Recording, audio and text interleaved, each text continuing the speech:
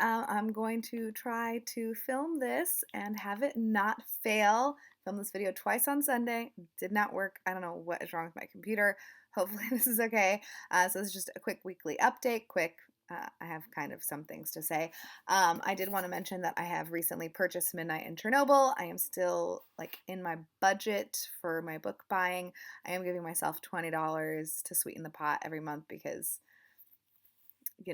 and also it's almost ooh, it's almost indie bookstore day, so we'll see.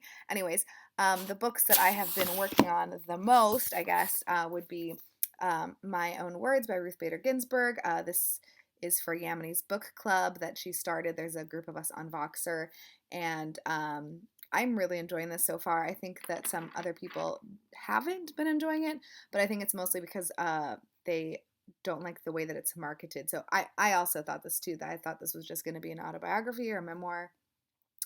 It's not. It's a collection of essays and speeches that she's done with kind of like little, some of them have like intro kind of things. So it's definitely not what I thought it was going to be, but I am really enjoying this. I like short fiction and short essays and things like that. So I'm really enjoying this. Something that I am not enjoying so much, please don't come after me. I know, it's so disappointing. I'm reading Kindred by Octavia Butler, and I'm just not really liking this. Granted, I haven't picked this up in a couple of days because I am distracted by in the middle of so many books right now, per usual. But yeah, this to me is just like so, like the writing is so basic. I feel really guilty saying that. The plot is interesting, the story is interesting, but this is a plot book. It's not like it's just too much explanation of what's happening, and it's really, I think, infuriating because like I don't need you to spell out every single thing for me. Like I feel like everyone knows the story of this book, but basically we've got a young black woman living in the 70s, and she gets transported back in time during slavery in the South. Obviously not great. And so she gets sent there to like save a young white boy.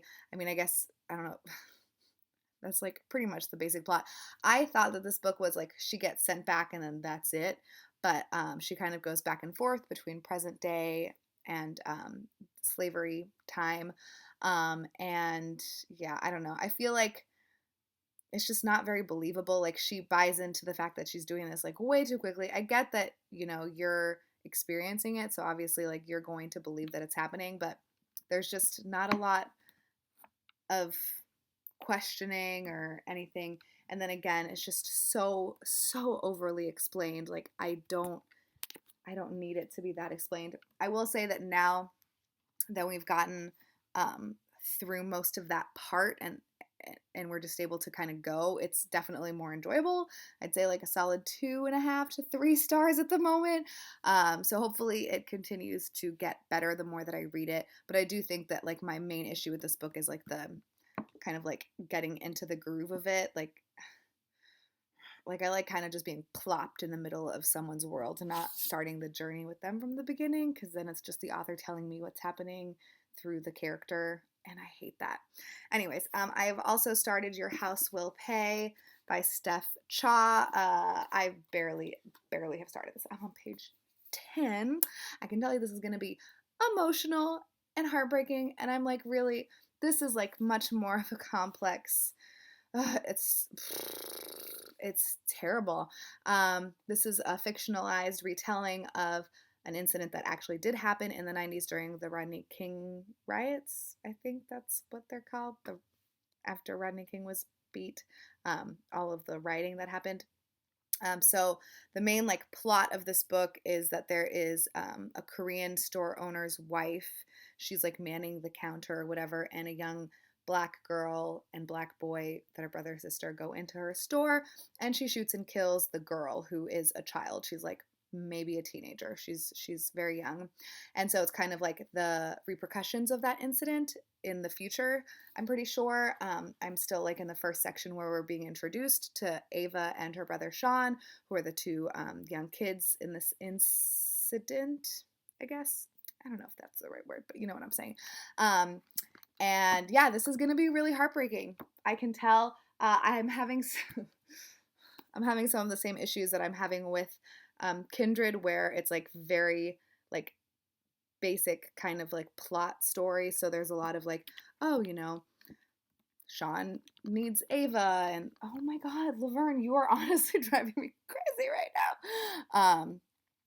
But I think that I'm gonna stop feeling that very, very quickly once things start to get emotional. I'm not quite there yet. I also just started last night Costa Alegre, Costa Alegre. Who knows? She starts each chapter with like sábado and I'm trying to think. La Matina. So I don't really know. I think it's set in Mexico. I should know because I'm reading it, but that's okay. And this is weird. I can't really tell you what this is about right now because I still don't know. But I'm reading this for my it's the indie press project that I stole from the Italian booktubers. So me and a couple of other booktubers are reading a book from a different indie press each month. So we're each reading a different book and then posting reviews of them on the last day of the month. So this we're doing Tin House for this month. I kind of want to post like a Tin House recommendations video because I have read a few Tin House books and I bet you have too. And I think they're all really interesting and good. And I'm also reading, I told you there was a lot. Hopefully I'll finish something. No promises. The Complete Fairy Tales by Charles Perrault. I think a viewer recommended this to me like a long time ago, and I had purchased it like immediately along with another fairy tale retelling, but I'm finally getting around to reading it, and I have only read the first two stories, which are The History of Griselda and Three Silly Wishes, and I'm just gonna tell you, The History of Griselda is incredibly infuriating. I don't understand how a man thinks that he can act that way and how a woman puts up with that shit, okay? I disagree with everything that happened in that story. Laverne, I'm gonna assume, disagrees too, since she's just showing you her butt. But I. So, anyways, sexism, great, cool. So those are the things that I am currently trying to read by the end of the week. You'll find out. My goal is to post these videos on Sundays. This is just because I couldn't film or like it wouldn't work. But hopefully on Sunday you'll see that I've finished all of those. Wouldn't that be so exciting? Don't hold your breath, but that would be really cool. Okay, let me know if you've read any of these. I'm sorry that I don't like Kindred very much. If you love Kindred and you want to tell me why in a non-spoilery way, please let me know in the comments down below. I assume it's going to be probably the next book that I finished because it is like really easy to read. But anyways, I'll talk to you guys later.